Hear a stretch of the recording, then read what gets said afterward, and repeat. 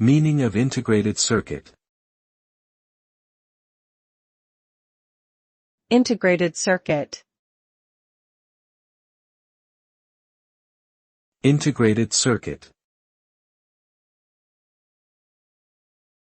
Integrated circuit. Integrated circuit.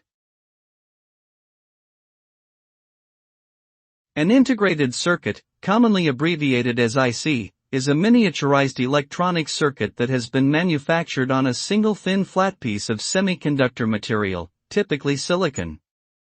The technology behind the integrated circuit allows for the creation of complex circuits that can be used in a wide range of electronic applications. ICs are used extensively in electronic devices such as computers, smartphones, audio and video equipment, and many other consumer electronics products.